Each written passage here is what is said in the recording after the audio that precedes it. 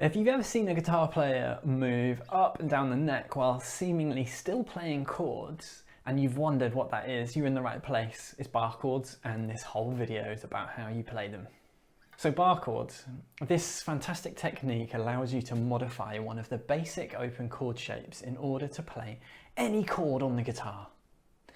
But wait, what's an open chord shape? Well, I'm talking about some of the first chord shapes that guitarists learn, like E major, E minor, A major and A minor. You probably need to know these shapes pretty well in order to make the most of this technique, because we won't just be learning shapes with bar chords. You're learning the power to play any chord, and then in theory, any song. But let's not get too ahead of ourselves just yet. First of all, we need to practice the technique and learn the theory. Here's how to play E major. If you aren't familiar with chord boxes, head to my video on the subject. We want to free finger one, so that means trying to play the chord without finger one, just like in this diagram.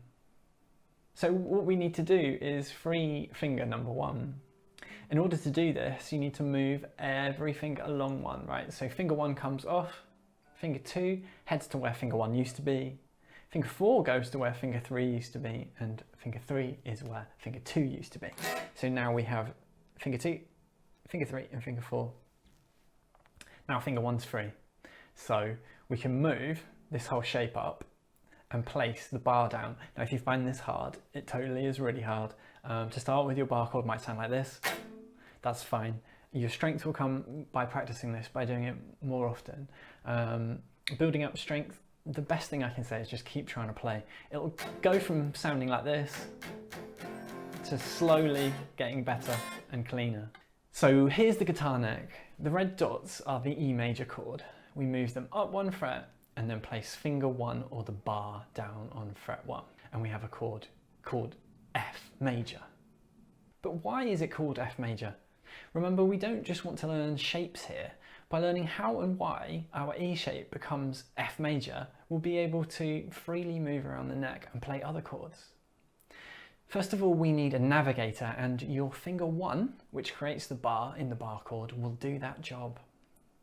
We'll learn to move around by selecting root notes of your choice. The root note of our E major chord is the thick E string. Let's look at how we turned E major into F major. So, string 6, the thick string, is E. That's our root note for our E major shape. When we moved the chord up and placed our finger 1 down, creating a bar, we located the F note on the thick string fret 1. So just to go through that in real terms in guitar again, so I have my E major chord. I'm talking about this term root note. This is really going to come up a lot, something you're going to want to think about and try and memorize. Root note, E shape, E string. That's the best way you can think about this. That's E, and that's our E shape.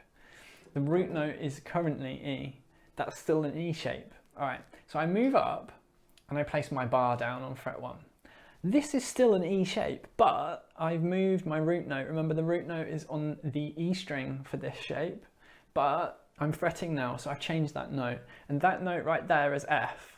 I am fretting other things with this bar, but don't get confused by that. The only thing we need to worry about in naming this chord is the fact that that note is our root note. We've changed the root note, moved the chord shape up, and made a new chord. So E is your open string. F is fret number 1.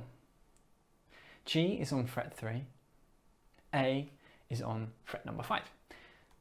These ones are probably going to be the ones that you want to learn first.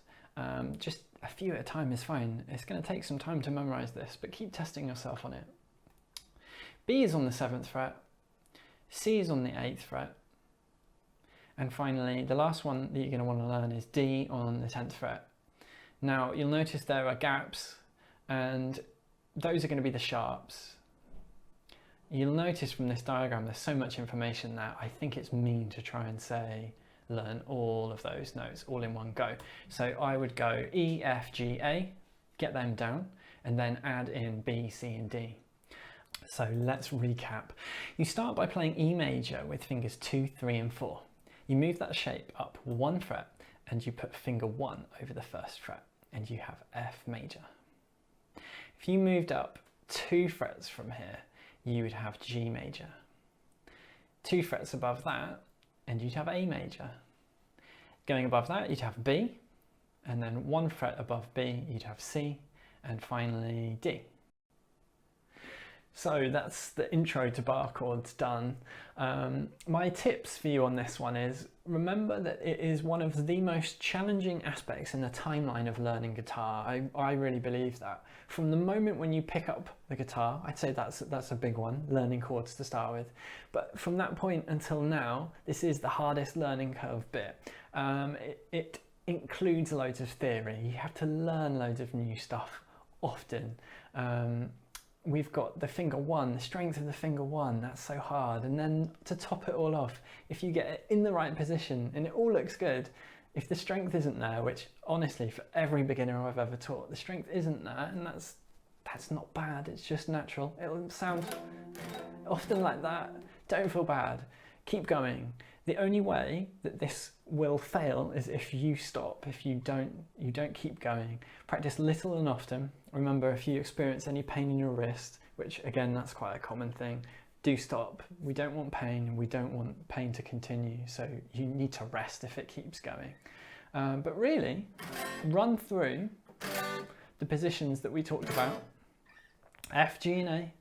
And then once you feel comfortable and you've memorized that, B, C, and D. Check out my other videos on this. Remember, this is just the intro. Next up, we're going to look at the minor shapes, how you do that, and really how you move any of the shapes of E.